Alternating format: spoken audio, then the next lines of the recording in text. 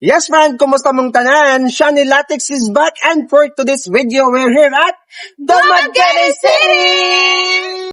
Hey, bro, crank it up. Wow. Wow. Today, we're taking you around the city to show how science and technology has evolved before, during, and after pandemic. But before that, let's have a quick throwback on what happened before and during pandemic. Let's go!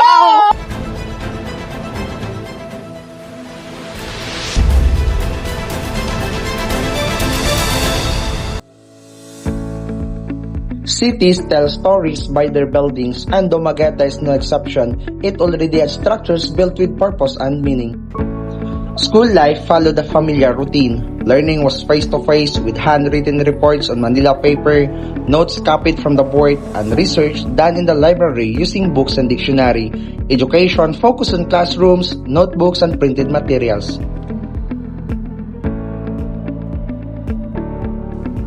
Children played Dota in computer shops, but many still spent time outdoors playing Filipino games with friends. The economy depended on physical businesses, with most work and transactions done face-to-face.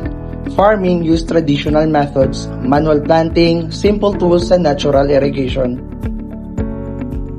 Government services were mostly face-to-face, with computers for records and information shared through TV, radio, flyers, and posters. During the pandemic, Rizal Boulevard's Pantawan area was being widened. Even in uncertain times, these small changes showed the city was moving forward.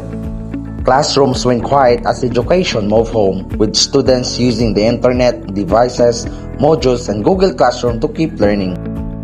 Technology became part of daily life. Online games like Mobile Legends kept friends connected, while Facebook and TikTok grew for entertainment and communication. Struggled with business closures, online selling and cashless payments grow. Agriculture slowly improved. Farmers began using rain shelters and tried methods like hydroponics, where crops grow without soil. Government services slowly moved online, helping LGUs manage resources, track COVID cases, and support people safely during lockdowns.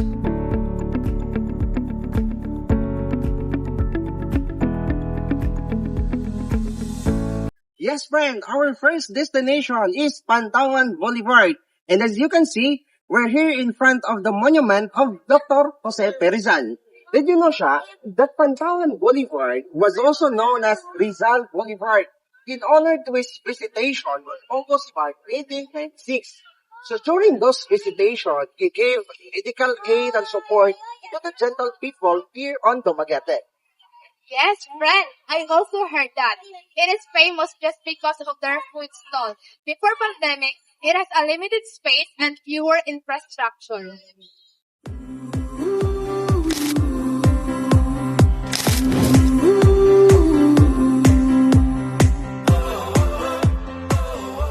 Based on what I have observed now, friend, Pantawan Boulevard is far from what it is before. Yes, friend, I agree with that.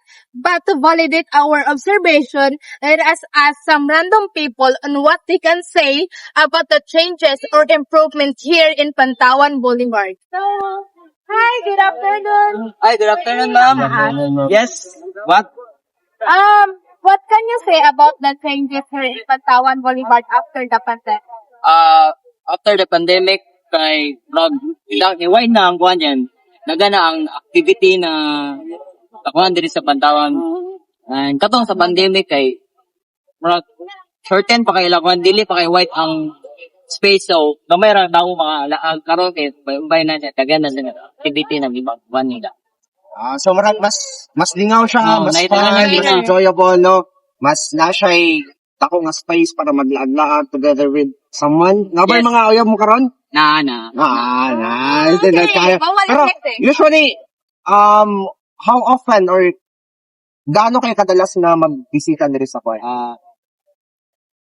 Kuhan lang, mga twice a week. Twice a week. Nice. So siguro, Busy sa work. busy sa work pa dahil now. So siguro since twice a week mo nag-visit, so nakita gid ninyo kung sa'y kapagkuhan or improvement diri sa ano na. So nice kayo sa inyo, Juan. Nice talking sa inyo, ha. Nice meeting you all, guys. Thank Salamat you. sa Thank you so much. Thank you for the po. time.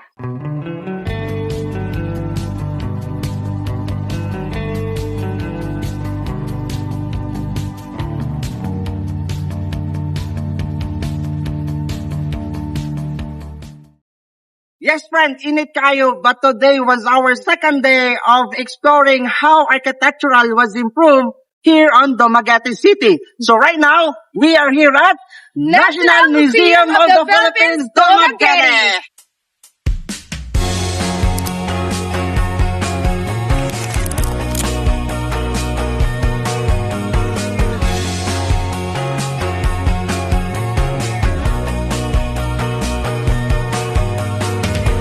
Baby, we've been walking on the same page. I swear I saw it before. Darling, close your eyes this time. I know it's hard to try.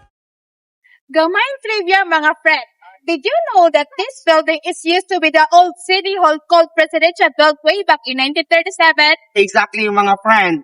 The National Museum of Dumaguete was designed by a famous Filipino architect named Juan Arellano.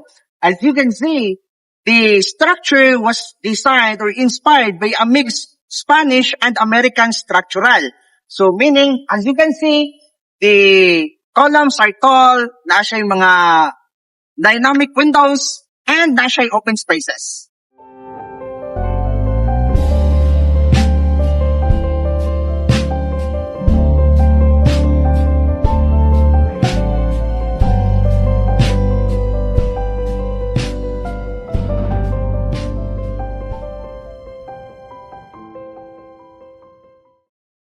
Friend, good morning. So hopefully nindot ang inyong kabuntagon karon. So we are now on our third day on exploring Dumaguete City. So karon na ami diri sa Chada Valencia. So as what we can see, makita diri sa ako ang kiliran ang mga fresh vegetables gikan sa ilang lain-lain nga farm.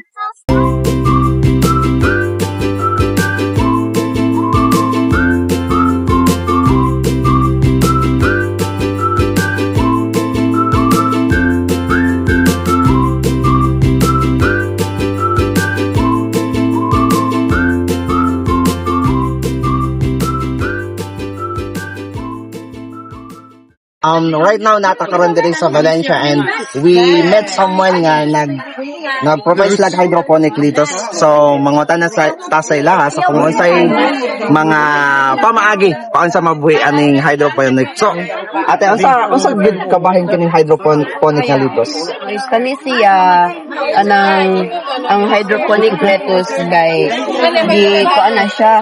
Di na ta magamit og yuta ani. So gibutang ni siya og greenhouse para pesticide free siya. Dili na ta kinahanglan mag-spray og mga pesticide. So gibutang siya sa greenhouse para dili kasulod ang mga peste. Dayon, since kay kon man pag mga kanang yuta na to ba, limited kag yuta. So kuno gibutang na siya og kanang sa tubo ra gani sa tubo, dayong butlutan na ng tubo, yung ibutang ang mga cup. Then ang sa tubo, na mag-flow na water na containing the nutrients and minerals that will support the growth sa ato ang mga levels. So meaning sa tubig na ipaagi ang fertilizer ate. Yes. So you don't need actually sa kuha na sa yuta. Organic na lang. Actually, kani siya, dili ni yuta iyang gitaman. It's kanang sterilized na siya nga. So meaning kaning unsa ni siya kaning unsay difference niya kung magkwantag hydroponic compare nato sa katong nagtubo gid sa yuta. Katong sa yuta is prone to pests and diseases with siya, di ba? Kay naman sa yuta, open mo siya. Mas tambok po siya lang taon mo. So, dali na po siya i-handle.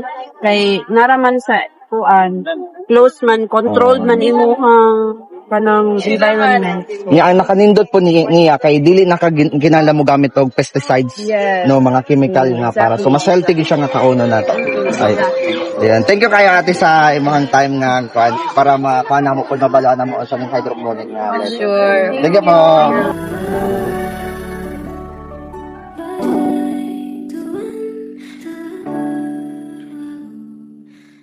Aside sa fresh vegetables nga ilang gina-offer, they also offer sa nagkalain-lain nga klase sa pagkaon, sama sa Spanish food, American food, Korean, Japanese, Taiwanese, and syempre, dili po magpapildi ang atong local nga pagkaon nga Filipino food.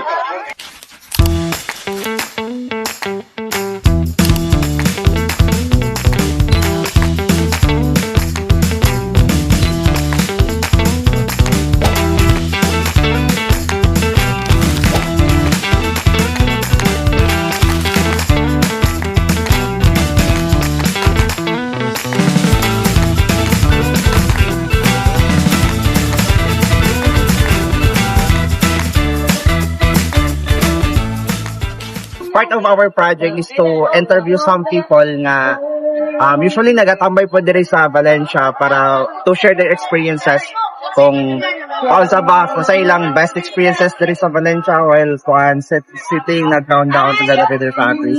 So, unsay na-observe nimo sa during sa panahon sa pandemic o karon recently sa when it comes sa kining set up diri og sa mga pagkaon nila? Of course, ang lahi, kagod, kay pandemic man. So, sa karon, mayo na kayo, kaya daghan ng tao mga rin. Unlike before katong pandemic or before pandemic, minus pa kayo tao niya, na yung mga distance apart ang mga tao. Siguro, mga sa karon, mas daghan ng tao o mapalit o makawat. So dagan ng choices sa mga pagkaon na pwedeng kaonan, no? Pero paning sa usa ka semana kapila mo usually nagatambay diri sa Valencia? Every Sunday gyud mo na inyong may mong banding. Kamo ba ma'am og sir kay usually more guni inyo hang habit na mo tambay diri or napay usay mga ginakabisihan sa kinabuhi karon? Mamalit. So, commodities. Trabaho. 6 days ang trabaho dayon Sunday, family bonding. Ini si ma'am kay naman isa sa government so ra Monday. So kamo ma'am ay sa mga private fund mo organization. Ako housewife. Hindi ako anak na rin sa Kupibin. Okay. Nice nindot kayo. Nindot Ano kayo. siya, private po na siya kay kuano sila contractor engineer. Engineer guys, sir. Dahil nindot kayo. Thank you sir sa inyong time nga gihatag sa mga karon to share your experiences diri sa Valencia sa ilang mga pagkaon. Thank you po ma'am. As of the moment kay naa na pud ta karon diri sa ilang atubangan sa ilahang public market. After ta naglaag-laag, nagsuroy-suroy og nagkaon dito sa ilang Sunday market. So kung inyo mabantayan ang ilahang public market kay mas dako na siya unlike before. Kay sa una mas delay siya nga na-organize so medyo gamay pa pod. So karon kuyogin mi ninyo nga magsuroy-suroy sa ilang public market. Good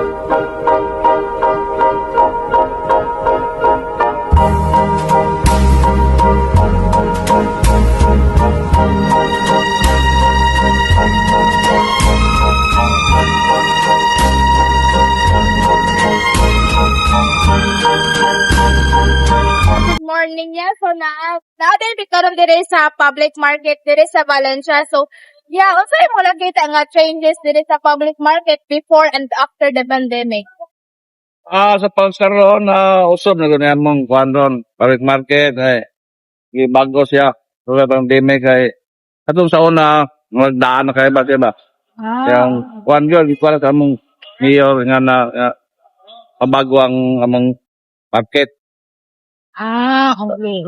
Dayong, So, aside from that, yeah, so, karon na anay daghang mga vendors, mas daghang ang vendors nga nagbaligya dire after pandemic. sa among kuhan ka nun sa plaza, hindi kam na Sunday, kada Sunday ka, kamo banay, Sige. Tako, ban ang Valencia gyud. Okay, Katoraya, thank you. Next up, welcome to Mango Ranch! The Barn at Mango Ranch. At first glance, mura ra siya og restaurant. But actually, dako kay siya og role sa economy diri sa Valencia. Exactly. So the Barn at Mango Ranch, they are not just good in providing good food, but they are also good on supporting our local mango grower. So instead of providing raw mangoes, they transform it into something nga mas makabenefit ang kadaghanan. So they turn it into mga value-added products such as mga dried mangoes, mango shake, mango cake that will benefit the local farmers diri sa Valencia.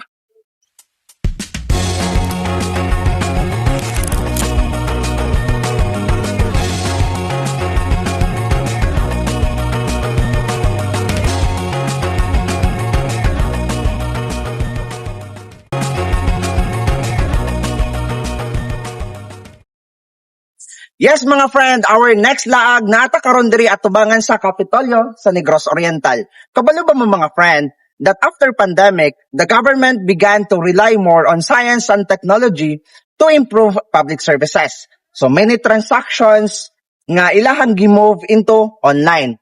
So making it more easier and faster for people to set appointments, mag-submit sila sa ilahang mga documents and to receive updates without any going to offices in person. And also, ang technology, it helped government to improve or to have a better public services.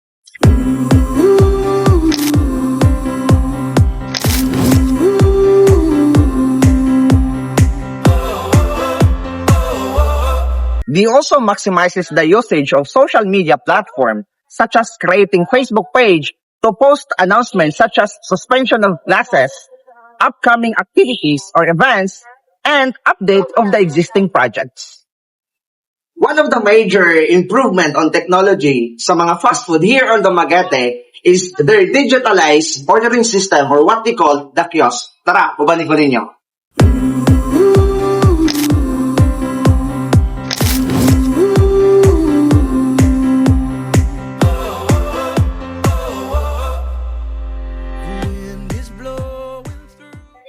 Yes, mga friends, so karon gidala na punta sa hangin paingon diri sa Asian College.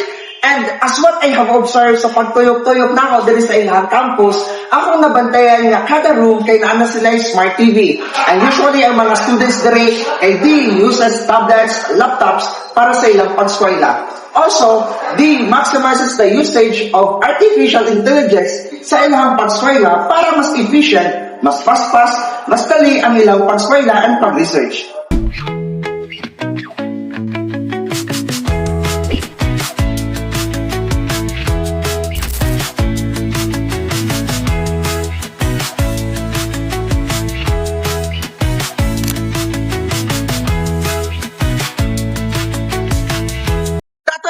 Sa atong pag-explore on how science and technology improves here on Dumaguete City. So see you all guys sa atong next vlog. Bye-bye!